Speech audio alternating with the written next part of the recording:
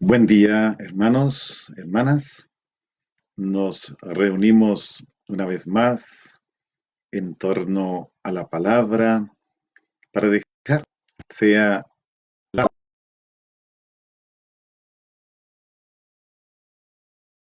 palabra vacía. Estamos nuevamente iniciando una jornada. Es Pascua. Nos alegramos del triunfo de Cristo, de su resurrección sobre los muertos, de su don de la resurrección, la vida eterna, perdón de los pecados, el don del Espíritu Santo. Y todo esto lo celebramos desde la palabra en las circunstancias en las que la situación global nos obliga a estar a la mayor parte de nosotros. Y allí, en casa y desde casa, tomemos nuestro tiempo, abrámonos al Espíritu. Siempre es la posibilidad de abrirse al Espíritu, dejar que realice esta aventura maravillosa de creer en Cristo resucitado como el enviado de Dios, como el Hijo de Dios, como el que quita el pecado del mundo, el Cordero de Dios. Todos estos títulos, esta gran lista de títulos cristológicos que nos ofrece el Evangelio de Juan. Espíritu Santo, ven al corazón de cada uno de nosotros que nos conectamos a través del Facebook y otros medios. Regálanos, sigue regalándonos ese don maravilloso, esas palabras tuyas resucitado a los discípulos, la paz esté con ustedes. Sigue diciéndolo, sigue, no te canses de promoverlo. Tú eres el que nos da la paz y que podamos vivirla con intensidad y que podamos también transmitirla en nuestras palabras, en nuestras acciones, en nuestras decisiones, en nuestros comportamientos, en nuestras actitudes. Abre nuestro corazón para la escucha, escuchar con el corazón y comprender con el corazón. San Juan nos va guiando siempre más y más a la verdad de la palabra revelada que se acoge con el corazón y la voluntad que se adhieren a lo que Él nos revela para proclamar, creo, creo, Jesús, que tú eres el Hijo de Dios, el enviado, el Mesías. Sabiendo que el Espíritu Santo nos va a acompañar, dispongámonos entonces para el texto de hoy. Y el texto de hoy precisamente es la continuación del texto de ayer. Les decía que todo este tiempo hasta Pentecostés tendremos el Evangelio de Juan de una forma semicontinua. El texto de hoy es capítulo 3, versículos 7 al 15. Ayer habíamos visto capítulo 3 del 1 al 8. Hoy la liturgia retoma los dos últimos versículos de ayer, que los habíamos dejado medio en el aire. Entonces, Juan capítulo 3, versículos 7 al 15. Mientras ustedes buscan en su Biblia y van conectándose, quisiera hacer una reflexión muy importante. Estamos tratando de conocer mejor la palabra de Dios, conocerla como texto escrito, conocerla como obra de un autor, una obra literaria, en este caso, del autor del Evangelio de Juan. Y esta palabra, que la podemos leer, estudiar, meditar, orar, y que luego tiene que convertirse en la liturgia de las manos, esta palabra tiene una dimensión que es muy importante no perder. Y es que tiene como su lugar específico la liturgia. La liturgia es el lugar privilegiado de la escucha de la palabra de Dios. En general, de la palabra de Dios. Y esto es muy importante. La iglesia es, y así la definió el Sínodo de la Palabra del año 2008, es casa de la palabra. Si la iglesia es casa de la palabra, hay que prestarle atención a la Sagrada Liturgia, porque es la liturgia el ámbito privilegiado en el que Dios nos habla en nuestra vida, habla hoy a su pueblo que escucha y responde. Y este elemento no puede desligarse de la lectura y estudio de la palabra de Dios. Están íntimamente unidos, se pertenecen el uno al otro. ¿Por qué? Porque todo acto litúrgico está por naturaleza propia empapado de la Sagrada Escritura. La Constitución Sacrosanctum Concilium del Vaticano II habla de la importancia de la Sagrada Escritura en la liturgia y lo expresa como importancia máxima, por motivos muy evidentes que a veces no le ponemos cuidado. ¿Por qué? Es de la Sagrada Escritura de donde se toman las lecturas que se explican en la homilía. Entre semanas son 3, los domingos son 4 textos bíblicos, el Salmo, recordemos que también es palabra de Dios. De ahí se toman las lecturas. Luego en la homilía el sacerdote, el obispo, explica esa palabra para el hoy de la existencia de la comunidad reunida en torno a ella. Pero también los salmos que se cantan vienen de la escritura. Las oraciones que hacemos, la oración de los fieles o las preces, también brotan de la escucha de las lecturas. Las oraciones que se hacen, las 3 oraciones sacerdotales, la oración colecta, la oración sobre las ofrendas y la oración final, también están impregnadas de los textos litúrgicos. Los cantos litúrgicos de la Eucaristía también están impregnados de su aliento, inspirados por ellos. Por eso existen cantos litúrgicos propios. No cualquier canto es un canto litúrgico. ¿Por qué? Porque tienen esta característica, están impregnados del aliento y la inspiración de la palabra. Y de la escritura, todo esto que hemos dicho, reciben su significación las acciones y los signos.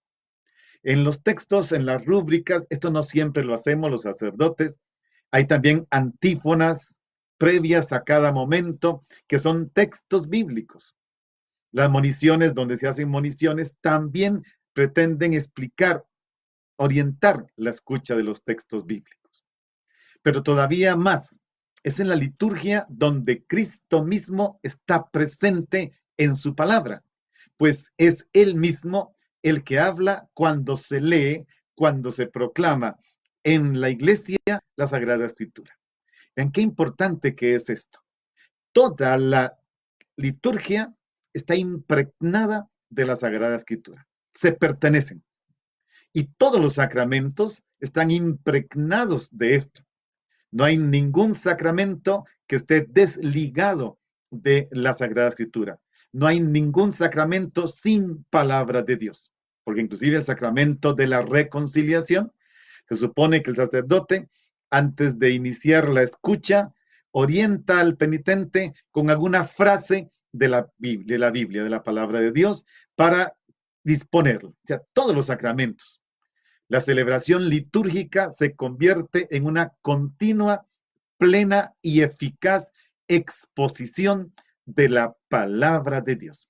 Esto quería que lo tuviéramos presente porque la liturgia y la Sagrada Escritura que estamos leyendo tiene que llevarnos también a la escucha en el ámbito de la comunidad litúrgica.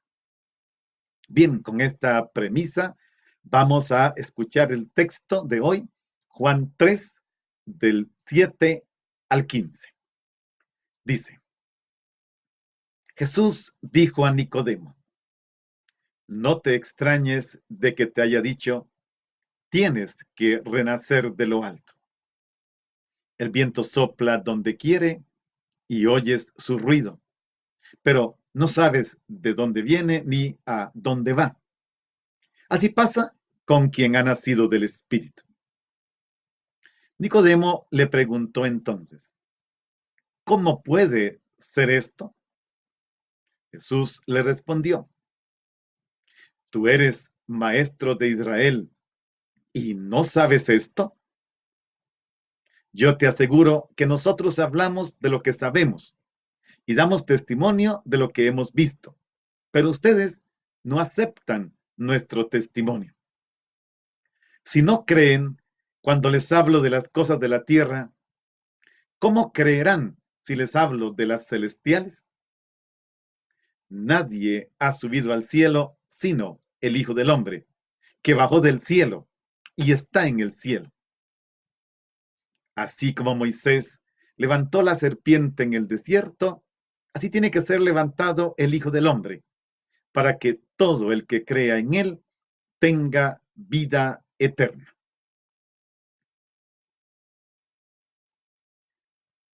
Vean, hermanos, es el texto continuado de ayer y mañana continuaremos en los versículos que siguen también de este texto. Estaremos ocupados estos días con este capítulo tercero.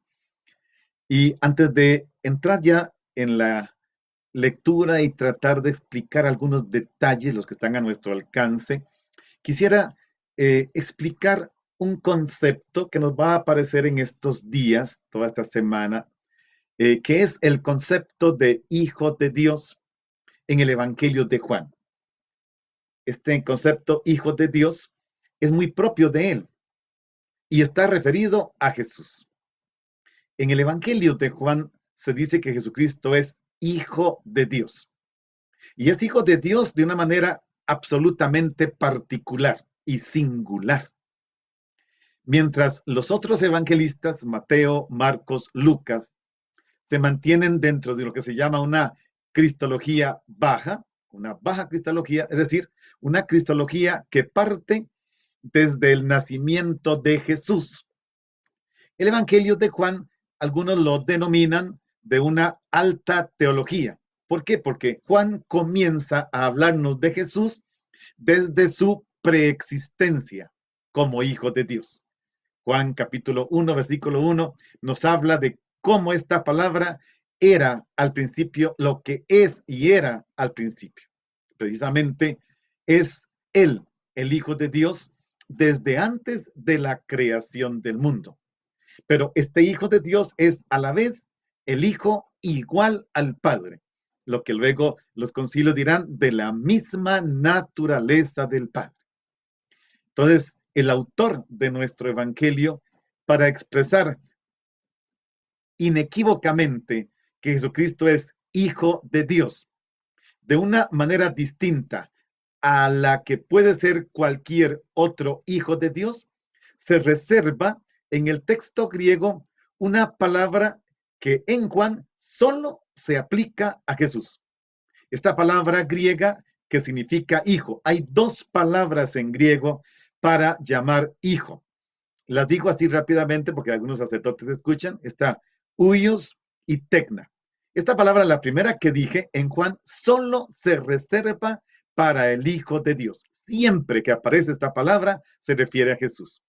En los demás casos, cuando se quiere designar a los hijos de Dios, que son otros, aparece este otro término, tecna, que significa hijo o criatura.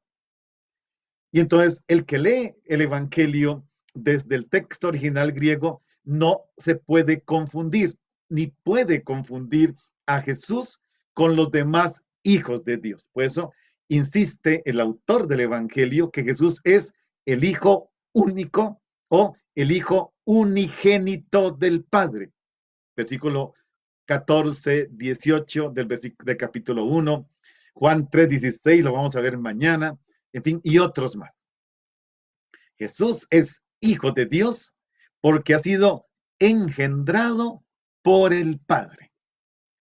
En la respuesta a Pilato, Jesús dice que él ha sido engendrado y ha venido al mundo. Se trata de esto. Es el Hijo de Dios. Y como decía, en esta terminología griega solo se refiere a Jesús. Y cada vez que aparece este término, Hijo de Dios, en Juan, al menos desde el texto griego, el problema es que la traducción pone Hijo de Dios en cualquiera de los casos, referido a Jesús y referido a los seres humanos. Pues hay que mirar el texto y ayudar, nosotros los que hemos podido hacer esto, ayudarles a entender la diferencia. Jesús es el Hijo de Dios en cuanto Hijo único, en cuanto Hijo unigénito, en cuanto engendrado del Padre, de la misma naturaleza del Padre, dirá la Iglesia después en los concilios. Bueno, tengamos esto presente porque nos va a aparecer esta expresión de vez en cuando en estos días que nos quedan hasta Pentecostés. Bien, leamos el texto. Ayer era versículo del 1 al 8 del capítulo 3 y la liturgia, por algún motivo, tal vez por el contexto, retoma nuevamente el versículo 7 y 8. Como yo al final los dejé más o menos cortados, vamos a retomarlos completamente con otros elementos que agregué ayer para mirar estos versículos. Jesús le dijo a Nicodemo, recordemos que Jesús está hablando con Nicodemo, y Nicodemo había venido de noche, y están hablando de un nuevo nacimiento de lo alto. Recuerden que era nacimiento de nuevo o de lo alto, según la palabra griega que ha utilizado el evangelista. Le dice Jesús a Nicodemo, no te extrañes de que te haya dicho, tienes que renacer de lo alto. El que ha nacido desde el Espíritu, sacamos la conclusión, es un ser espiritual, según versículos 6 y 7. Es un ser espiritual y este ser espiritual posee condiciones divinas.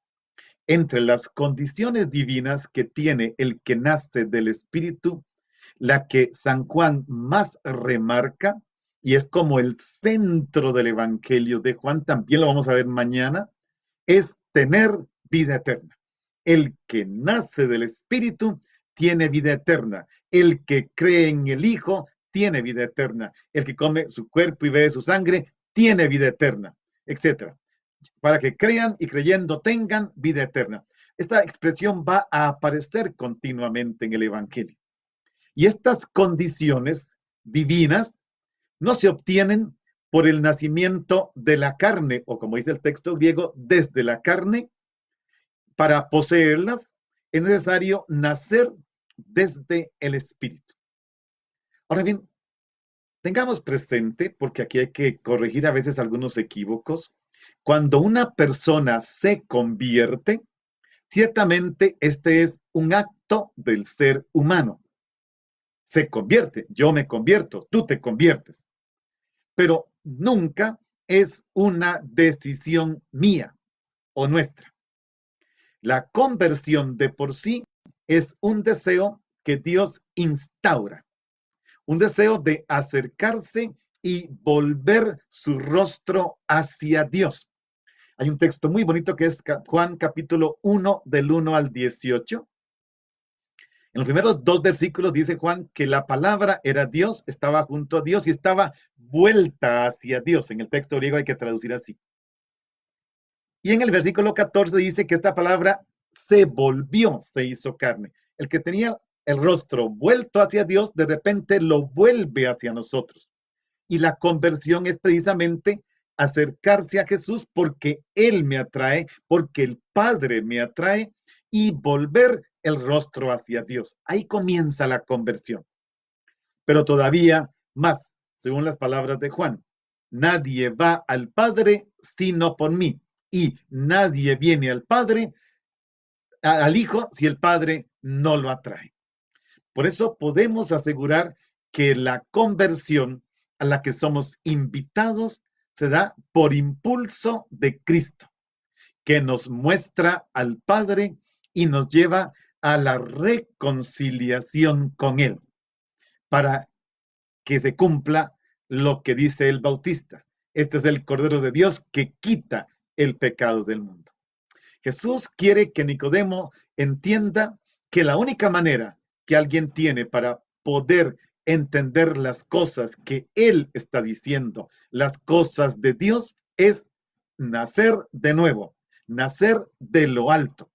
Y esto acontece hoy también para nosotros. Estamos llamados a dejar que esta palabra de Jesús acontezca en nuestra vida y se realice hoy este proceso de conversión. Por lo menos se inicie.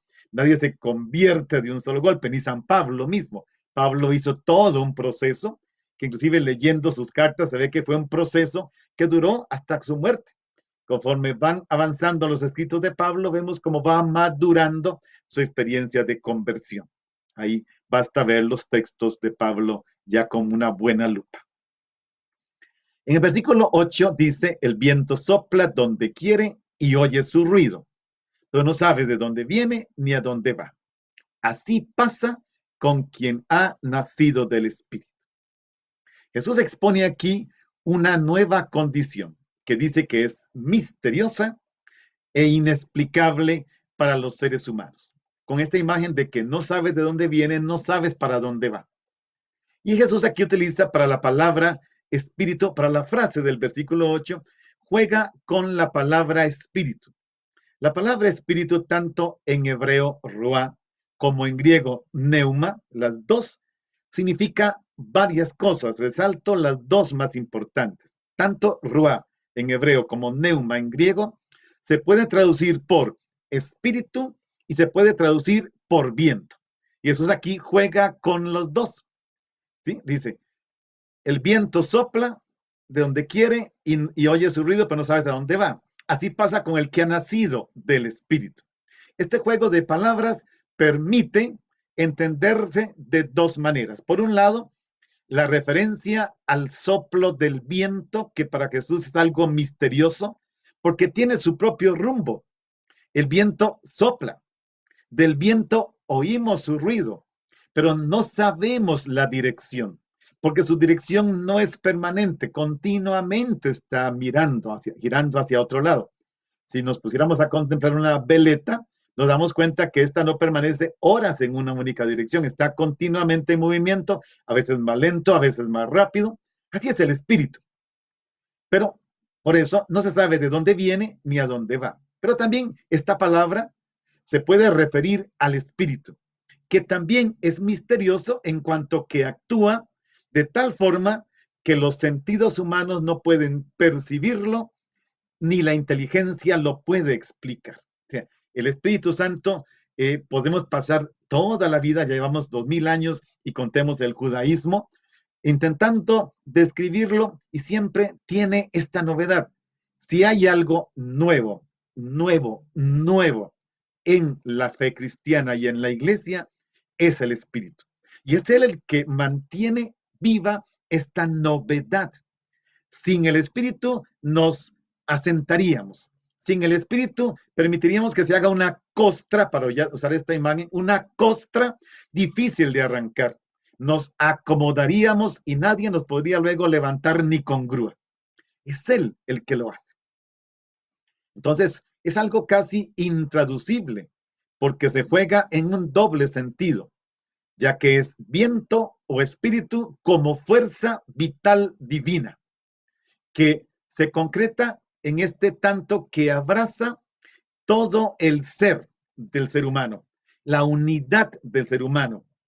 Inclusive puede decirse de esta forma. Decía un profesor mío que el padre Lothar Lis, él era de Austria, y Lothar Lis decía que él era muy gordo, pero muy gordo de verdad y muy alto, un jesuita genial, uno de los profesores más impresionantes que tuve.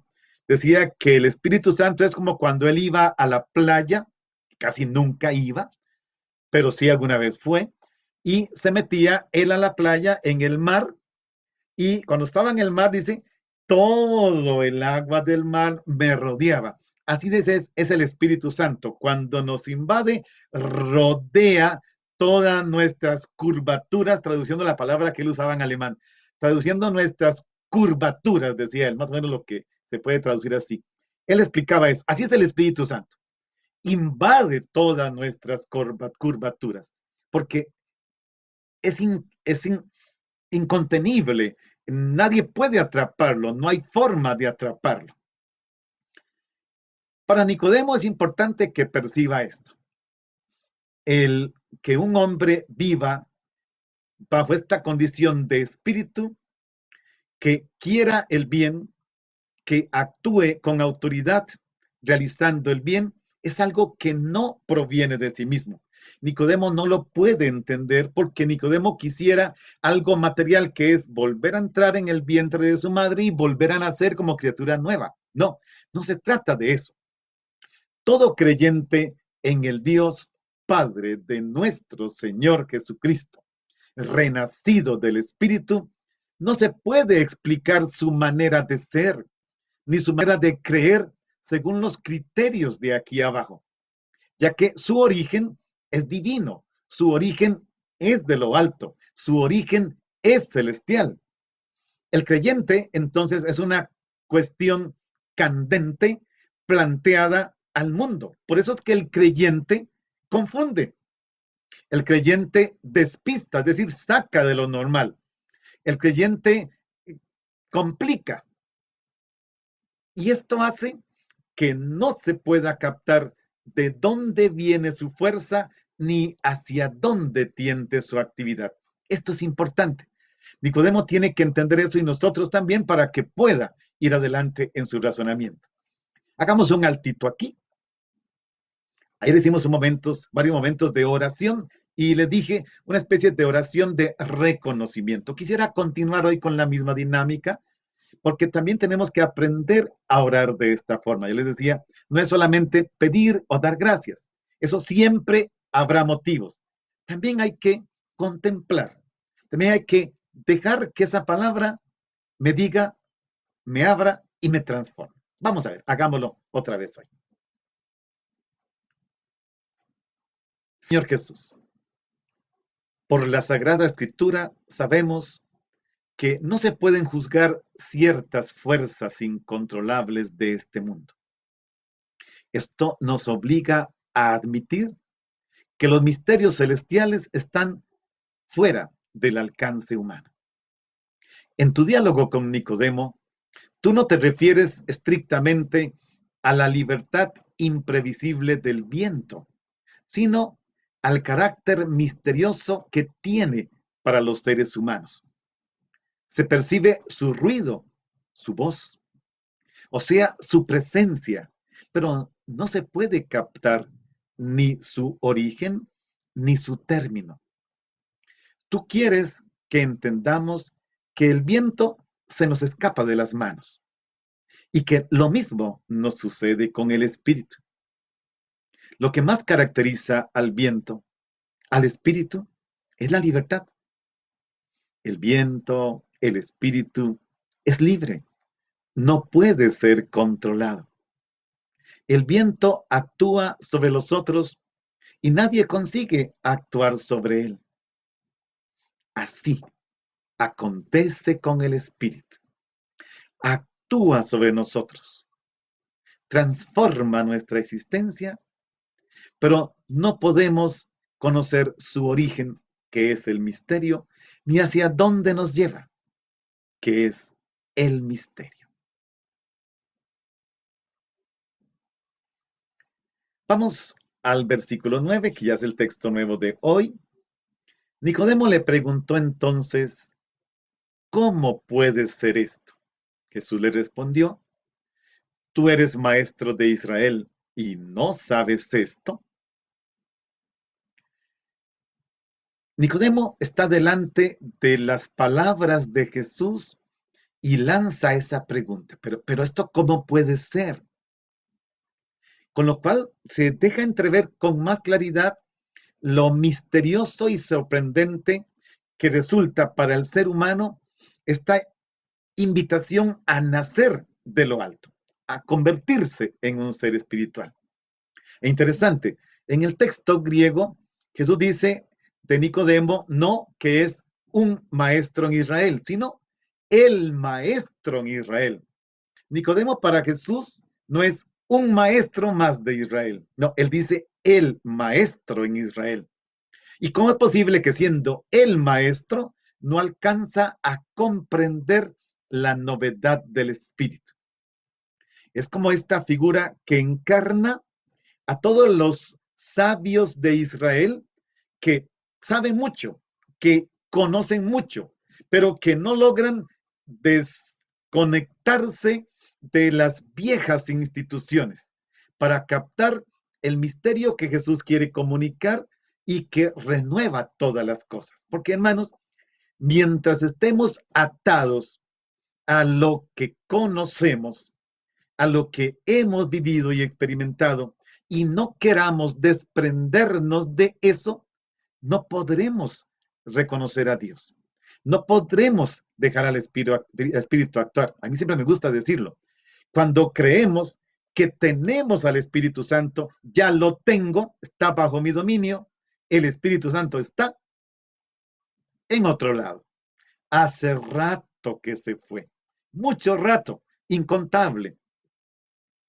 Ciertamente, escuchando esta frase de Nicodemo y tomando en cuenta que se nos dijo que era un magistrado, uno que pertenecía posiblemente al Sanedrín, aquí puede haber por parte del evangelista un tema polémico, ya que mediante la figura de Nicodemo se hace un reproche al judío, a aquel familiarizado con el mundo espiritual de la escritura, pero que todavía no logra entrar en este misterio del espíritu. Y una vez se pondría de manifiesto que el nacimiento del espíritu es verdaderamente un milagro que el ser humano tiene que acoger, pero del que no puede disponer. Y esto es maravilloso. Es, es este don que le dio Jesús a su iglesia. Nos da, le da a su iglesia el espíritu, pero la iglesia no puede disponer del espíritu. Basta ver la historia de la iglesia. Basta ver un concilio. ¿Cuántos, humanamente hablando, entran como papas? Y el que menos esperaba, veamos el caso Papa Francisco, ¿quién, quién hablaba en ese momento de Bergoglio? Nadie. Habían otros candidatos muy buenos. Yo mismo estaba pensando en que sería otro candidato a quien yo respeto porque es un doctor en Sagrada Escritura, uno grande de nuestro tiempo, y todo el mundo decía, posiblemente sea ese. Y todos los que entraron siendo papas no salieron. Y aquel que posiblemente dice, bueno, ya me toca ir, ya no me queda más, ahí lo tenemos. Es así. Nadie puede poseer el Espíritu. El Espíritu se nos da a la iglesia, pero no podemos controlarlo. Si lo controlamos, manipularíamos la escritura, manipularíamos la doctrina, manipularíamos la fe, haríamos de la palabra de Dios lo que se nos antojara. El problema es que Nicodemo, como un hombre viejo, no quiere renunciar a su pasado. Inclusive, ¿qué pasa con cualquier persona que mantenga esta estructura vieja, de aquello que se aferró y se aferró tanto que si suelto esto, me caigo porque no tengo algo más? Le horroriza lo nuevo. Por eso es, para esta persona, se vuelve algo ilusorio, incomprensible, inaceptable, desandar el camino andado. Desandar el camino. Miren, hermanos, yo mismo les voy a poner un ejemplo. Ustedes y mis alumnos siempre dicen, profesor, ¿de dónde saca estas explicaciones que hace? Bueno, si yo me hubiera quedado con lo que estudié en la década de los 90, ya tengo 22 años de sacerdocio, si hubiera estudiado lo que estudié en Austria y me quedo con lo de Austria, estaría todavía diciendo lo que me dijeron hace 25 años los profesores de Austria, de Innsbruck. No, lo que ellos me dijeron en aquel momento fue muy importante. Hoy, un 80% de lo que me dijeron ya no se sostiene. Aquel Schnackenburg, aquel Pesch, aquel Knilka, todos estos grandes de la Biblia, que fueron los que acompañaron mi estudio, hoy, hoy están ciertamente puestos en duda. En muchos de sus comentarios, no todo, ciertamente no todo, pues ya dije, pero muchas de las cosas que dijeron, ya aquello en aquel momento era muy importante. Luego han pasado 25 años, la ciencia bíblica ha crecido y cosas que yo en aquel momento afirmaba, hoy ya no las afirmo. Si me quedo allá por el miedo, mis profesores me enseñaron esto, los libros me decían esto, ya me quedo en el pasado. Entonces, ¿qué hago? Tengo que ir, como ustedes ven allá atrás, continua, todo lo que está detrás de mí es todo de los 4 evangelios, la pared del fondo, solo de los 4 evangelios. ¿Por qué? Porque tengo que estar continuamente mirando qué dice la ciencia, qué dice la iglesia, por dónde va esto, qué dicen los textos griegos, para andar. Y a veces tengo que desandar el camino. Mira, ahí me dijo el profesor esto y ahora la cosa va por aquí porque no habíamos descubierto esto. Y esto es muy importante. No hay que aterrarse ante la idea de desaferrarse de lo que hemos adquirido. A veces de forma tonta, porque pensamos que lo hemos adquirido por méritos propios, por los propios medios, por los propios esfuerzos. No, nacer de nuevo puede significar a veces empezar de cero, renunciar a este bagaje también intelectual, también de experiencias, también emocional, también existencial, que se adquirió a lo largo de la vida. Y ahora, de repente, como un niño, aquí están los niños, como un niño, recibirlo todo con novedad. Para el niño, esto es una maravilla. Ya Jesús mismo dice en otro evangelio, desde luego, el que no se hace como niño no puede entrar en el reino de los cielos. Porque hay que entrar con esta capacidad de asombro. Mira, yo sabía esto y ahora ya no va por ahí.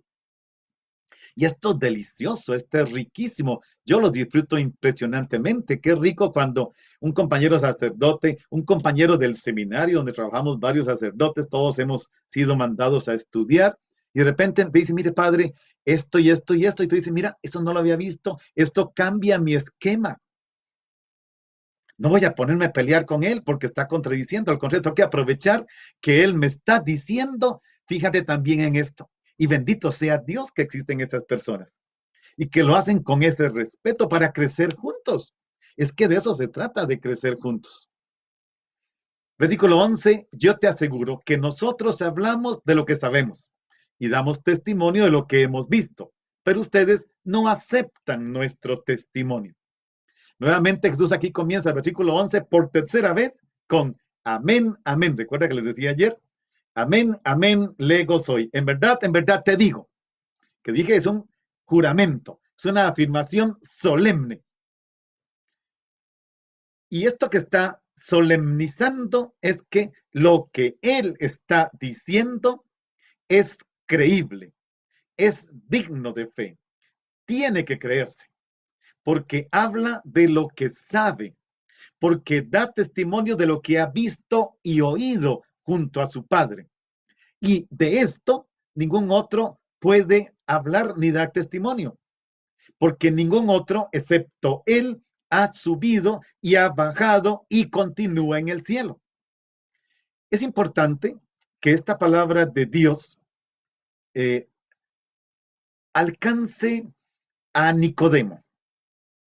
La expresión de Jesús, ustedes no aceptan nuestro testimonio, es una interpelación también a nosotros, no solo a Nicodemo y lo que él representa a los que se han aferrado a que solo la ley.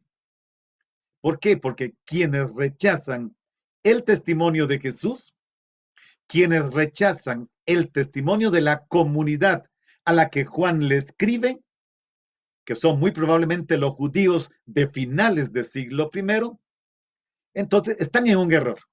Se trata de aceptar este testimonio que da la comunidad de que Jesús es el Hijo de Dios, el enviado, el que se encarnó, el que murió y el que resucitó. Y el autor del Evangelio de Juan, que es la comunidad, es una comunidad que recibió la enseñanza a través del discípulo amado, que la recibió a su vez de uno de los apóstoles. Este que quiere convencernos nos dice, no es solo mi testimonio. Por eso dice, nosotros damos testimonio. Se trata del testimonio de la comunidad sobre Jesús y este hay que acoger. Hagamos otra paradita. Dejemos que el momento del reposo llegue. Señor Jesús, tú orientas la atención hacia ti mismo. Invitas a tu interlocutor, a Nicodemo, a acoger directamente tu propio testimonio. Ya Nicodemo te había reconocido como un taumaturgo, uno con autoridad divina celestial, pero tú quieres que él reconozca en ti al enviado escatológico. Así es que te atreves a introducir tus afirmaciones por medio de un solemne amén, amén, como un juramento de algo que se debe creer. Jesús, tú exiges la fe en tu palabra sin más, con mirada limpia como la de un niño. Tu palabra es la de un testigo que apasiona al contar lo que ha visto y lo que ha oído de su padre. Por eso no hablas de tu propia cosecha, sino de lo que sabes actualmente por haberlo visto y oído en presencia de tu Padre. Tus palabras permiten decir lo que seguimos viendo por la forma como está el verbo. Pues tú estás desde siempre y para siempre en Dios. Estás junto a Dios. Estás vuelto hacia el seno de tu Padre. Tú eres Dios. Tú eres el Dios encarnado.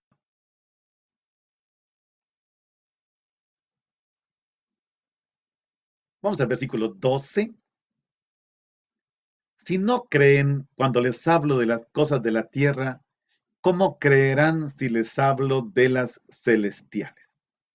Aquí Jesús utiliza lo que en retórica se llama el argumento de menor a mayor, que podríamos decirlo así: si no son capaces de entender las cosas terrenales, ¿cómo podrán entender las cosas del cielo que yo les estoy queriendo comunicar? Aunque aquí está personalizado en Nicodemo, pero también en lo que Nicodemo representa de un judaísmo aferrado a la ley. La idea que está detrás es que ningún ser humano puede entender aquello que sobrepasa lo terreno. Nos aferramos a lo terrenal y no nos sentimos en condiciones, no estamos en condiciones de por sí de captar lo celestial. El ser humano, y aquí el Evangelio de Juan tiene un elemento muy importante. Cuando Juan escribe su Evangelio a final del siglo I, principio del siglo II, hay una corriente que se llama gnosticismo que pretende que mediante el conocimiento yo llegue a la sublimidad de la verdad. Juan rechaza completamente esta idea. No, la verdad en el sentido bíblico no es algo que se adquiere por un conocimiento sublime, se adquiere por la aceptación de aquel que se ha designado como la verdad. Yo soy la verdad. Aunque aquí nos quede difícil entender qué quiere decir Jesús con las cosas de la tierra y qué quiere decir con las cosas del cielo. Naturalmente, el texto nos presenta algunas dificultades para poder interpretarlo y las explicaciones al respecto son incontables.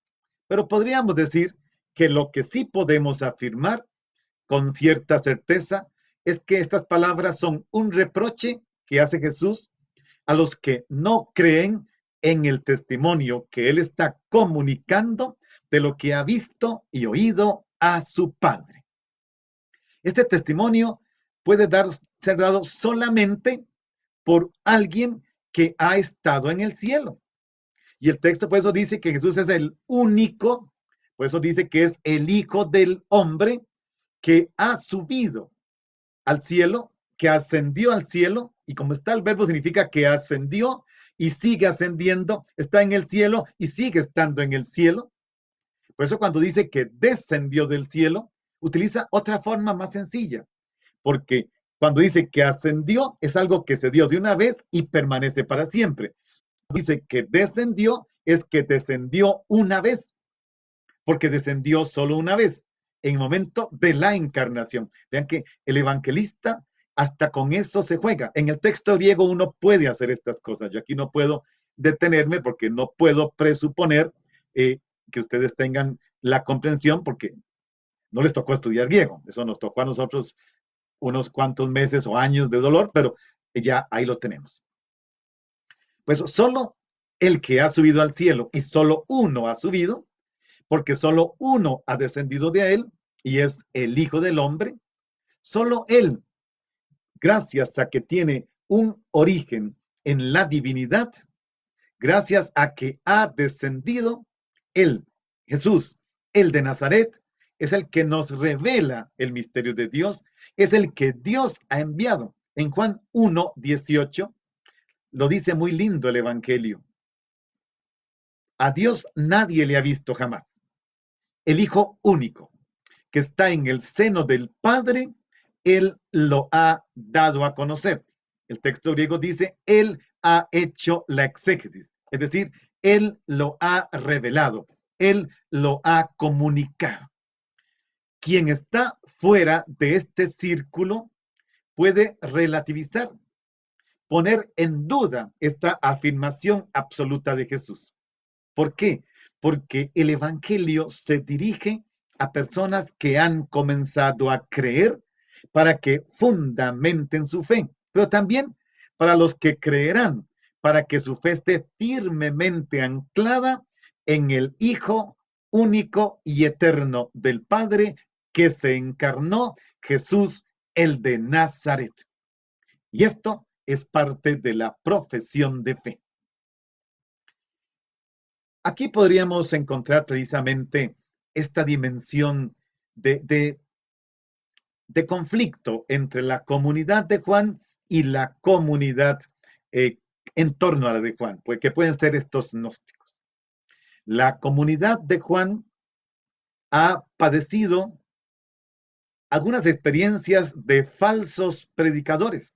De hecho, en la primera carta de Juan, que también se atribuye al mismo autor, en el capítulo 4, versículo 1, se le pide a la comunidad discernir aquello que es inspirado por el Espíritu. O sea, es un texto muy hermoso, porque no todo lo que se dice está inspirado por el Espíritu. No todo el que habla está inspirado por el Espíritu. Porque además hay que tomar en cuenta que lo que está inspirado por el Espíritu es la tradición viva de la Iglesia a la que pertenece la Sagrada Escritura. Entonces, la autoridad que está aquí nos invita también a nosotros que estamos escuchando estas palabras a determinarnos a que nadie nos puede revelar quién es Dios, sino únicamente su Hijo Jesucristo, encarnado, crucificado, resucitado, exaltado a la gloria del Padre, sentado a la derecha del Padre. Y es que esta es nuestra fe. Y esto tenemos que también saberlo decir. ¿Usted quién cree en Jesús? Peor todavía, en Dios. Bueno, que alguien crea en Dios no significa que crea en el Dios de Jesucristo. Los judíos creen en Dios, los musulmanes creen en Dios, pero hay que hacer la diferencia. Yo creo en el Dios Padre de nuestro Señor Jesucristo, su Hijo único, que en el tiempo se encarnó, en la historia fue crucificado, sepultado, fue resucitado y está glorioso a la derecha del Padre. Ven qué importante, porque la iglesia en los primeros siglos tuvo que definir la profesión de fe. Hagamos una paradita otra vez. Son textos intensos. Yo quisiera detenerme más, pero no podríamos avanzar ni un versículo. Hagamos otro momento de oración de reconocimiento. Señor Jesús, el evangelista Juan afirma que tú, Jesús de Nazaret, eres el lugar donde se realiza la revelación de Dios en medio de los seres humanos. Venido del cielo, tú posees autoridad. Expresándote humanamente, puedes ser visto y oído. Tú eres el único que estás en comunión constante, con el cielo abierto por encima de ti. Así niegas toda su vida al cielo, afirmada por visionarios de la tradición apocalíptica, que, según ellos, gracias a un viaje imaginario a las regiones celestiales, pretendían traer de allí secretos.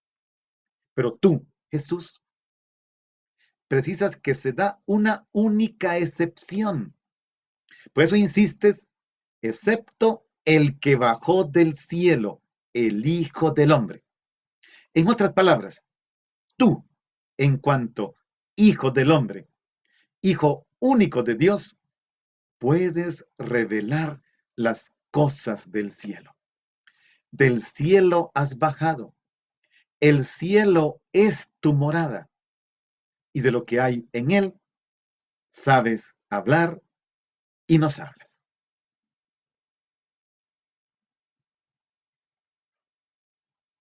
Vamos al versículo 14. Es un texto que tiene otra imagen. Aquí cambia, hay una imagen distinta. Y a partir de aquí, dicen los comentaristas, los que estudian en profundidad estos textos, ya difícilmente se trate del diálogo con Nicodemo. Ya aquí pareciera que se entra en un discurso que se va a convertir en un monólogo y Nicodemo va a desaparecer de la escena sin que se diga qué pasó con él. Eso es algo muy propio del Evangelio de Juan. Sus personajes desaparecen sin que explique por qué. Entonces, así como Moisés levantó la serpiente en el desierto, así tiene que ser levantado el Hijo del Hombre. Entonces, esto que ahora comienza, que tiene toda la estructura de un discurso, una vez que Jesús le habló a Nicodemo del nuevo nacimiento, ahora va a iniciar, y aquí por primera vez va a comenzar el tema de la vida eterna. En el versículo siguiente lo vamos a escuchar. La vida eterna que por primera vez aparece en el Evangelio de Juan y que de aquí se irá hasta el final del Evangelio. Mi profesor, el doctor Martin Hatschka, que sigue vivo, viejito, es un especialista en Juan, lleva 50 años de su vida estudiando a Juan. Él siempre decía, si queremos entender al Evangelio de Juan, hay que entender que es la donación de vida eterna. Y todavía en sus últimas clases, que terminó hace como 5 años de dar, seguía dando esto. Me decían sus últimos alumnos de las últimas generaciones, cómo insistía y cuando él habla, reflejaba, es que meterse en el Evangelio de Juan, tomar el Evangelio de Juan, introducirse en el Evangelio de Juan, es sumergirse en la vida eterna de Dios. Y esto es lo que de aquí en adelante vamos a comenzar a disfrutar. Y espero que lo podamos disfrutar mucho. Naturalmente que aquí hay una idea propia del Antiguo Testamento, que tiene su idea, su fundamento en aquella experiencia, recuerden, del pueblo de Israel en el desierto, cuando los israelitas eran mordidos por serpientes, dado que Dios los castigó de esa forma por sus murmuraciones.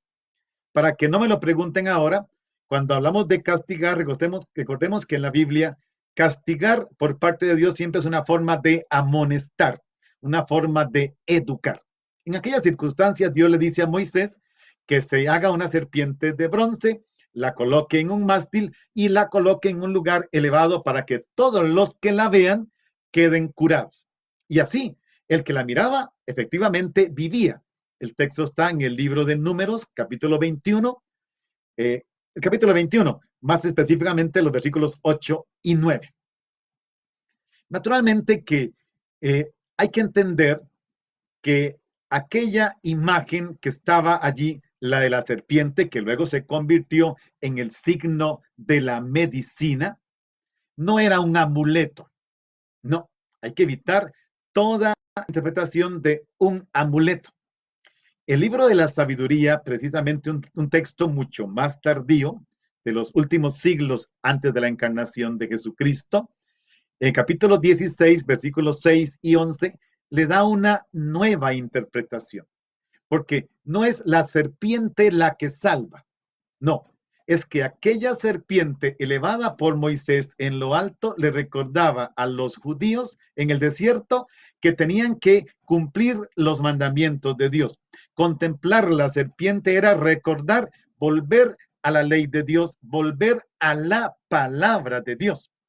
Por lo tanto, la serpiente de bronce mostraba o invitaba a una sumisión a la palabra de Dios expresada en los sacramentos. ¿Por qué?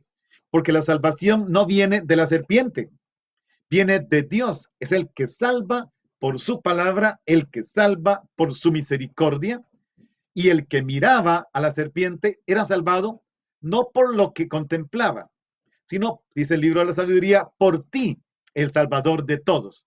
Tu misericordia vino a su encuentro y los sanó.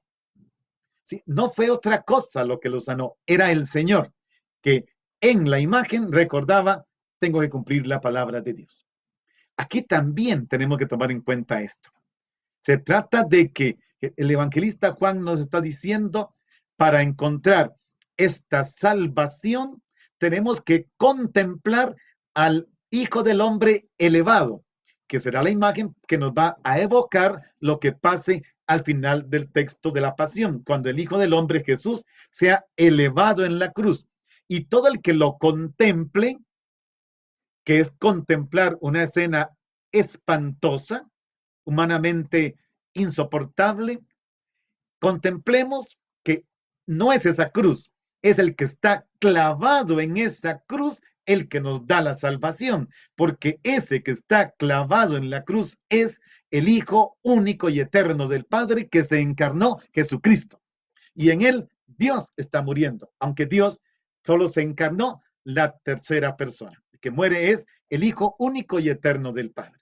Y este verbo entonces elevar tiene esta doble dimensión.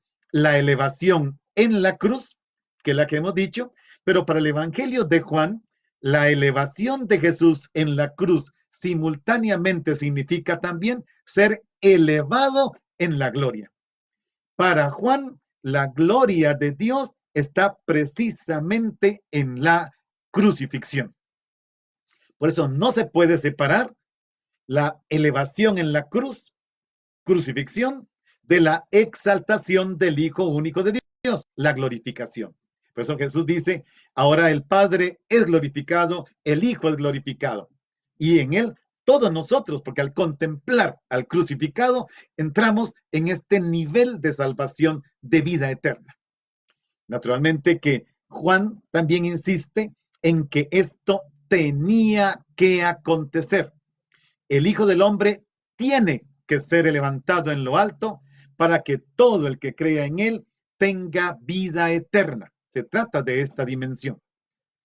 El evangelista nos dice que es necesario también lo otro, que él tenía que resucitar de entre los muertos. Y aquí la palabra que está en griego, esta palabrita de 3 letras, dei, que significa esto, tener, deber, era necesario, tenía que acontecer la experiencia de la cruz y tenía que acontecer la experiencia de la resurrección que implica la glorificación. Vean qué bonito, hermanos, porque a veces nos quedamos contemplando la cruz y nos quedamos contemplando inclusive al crucificado. Y no falta quien diga, pobrecito lo que le hicieron. Es que esa no es la idea. Juan quiere que contemplemos al crucificado y en él contemplemos al glorificado y en él contemplemos al dador de la vida eterna. Se trata de esto, contemplar al Señor Redentor y Salvador. Y esto es una necesidad. Tiene que ser condenado, crucificado, sepultado y tiene que resucitar al tercer día. Vamos al versículo 15, que es lo que dice precisamente eso, para que todo el que crea en él tenga vida eterna. Esta es la finalidad de que Jesús, el Hijo del Hombre, sea elevado en la cruz, para que los que crean tengan vida eterna. Por primera vez, ahora sí lo puedo decir, aparece en el Evangelio de Juan la expresión Zoe Aionon, vida eterna. El sujeto de esta acción es el creyente. que está expresado precisamente por esto. Literalmente podríamos traducirlo así: todo aquel que crea, aunque la conjugación verbal habría que traducirla así, es muy difícil en español. Todo aquel que está creyendo alcanza la vida eterna. Recordemos que habíamos dicho la importancia del verbo creer en el Evangelio de Juan. 99 veces. Y que es una acción. Y que no es solamente creer, sino permanecer creyendo, estar creyendo, creer y seguir creyendo, para que crean y creyendo tengan vida eterna. Será el primer final del Evangelio de Juan, el capítulo 20. Para que crean y creyendo tengan vida eterna. Pero para alcanzar esta vida eterna es necesario creer que Jesucristo, el que está allí clavado en la cruz, es el Hijo de Dios, es el Mesías, es el Hijo único. Y entonces tendremos vida eterna. Ven qué importante, hermanos, creer en este Cristo crucificado.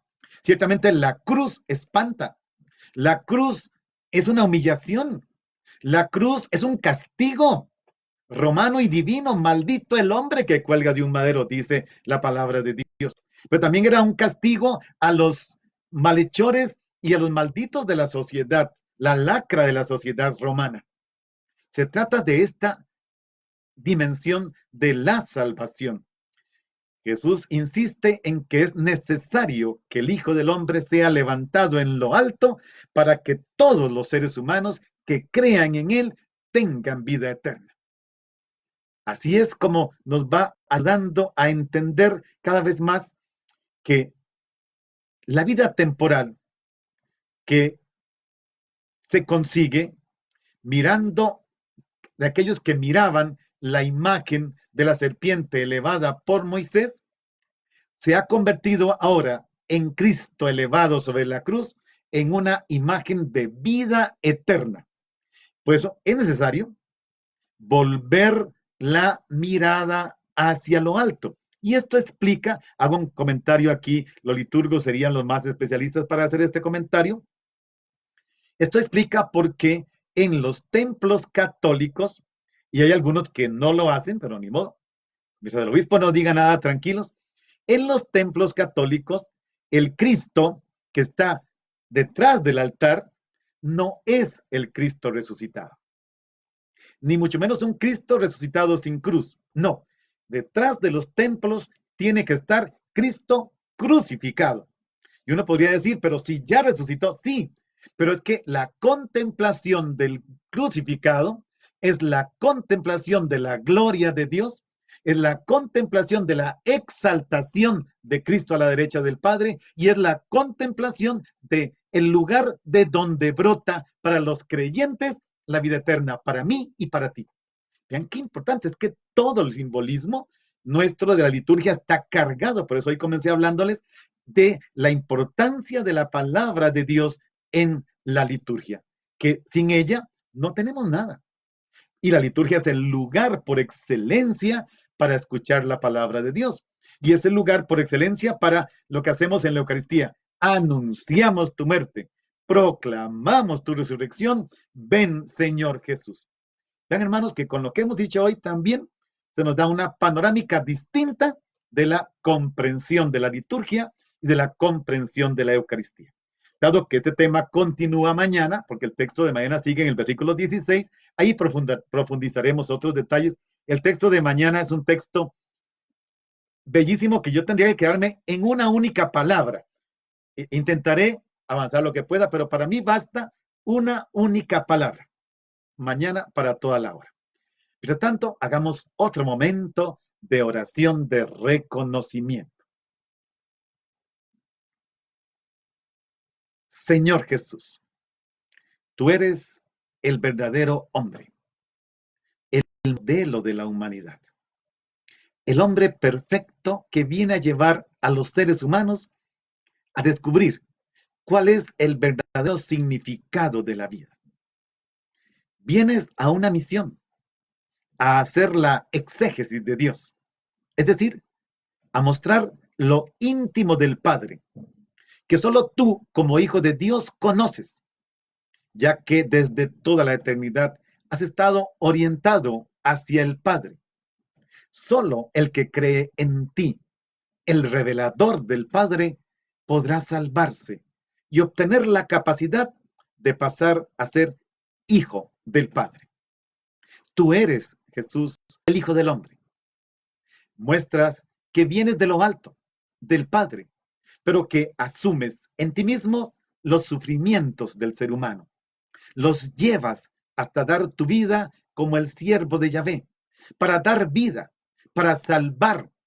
Pero precisamente, si puedes dar vida y el Padre te ha concedido el juicio sobre todos los demás seres humanos, es porque verdaderamente has venido del cielo y has venido a realizar la misión de conducir a toda persona hacia allá, otorgando a todo el que cree en ti la vida eterna que existe en Dios por los siglos de los siglos.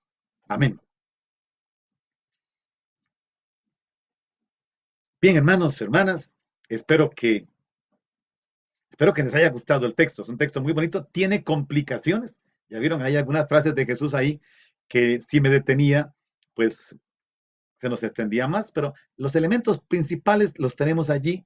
Ahora dejemos a esta palabra interactuar con nosotros y que irrumpa la vida eterna para ti, para mí, para todos los que estamos unidos. Y que a todos nos bendiga el Padre, el Hijo y el Espíritu Santo. Amén. Nos vemos mañana, si Dios quiere, a las 10 de la mañana. Buen día para todos.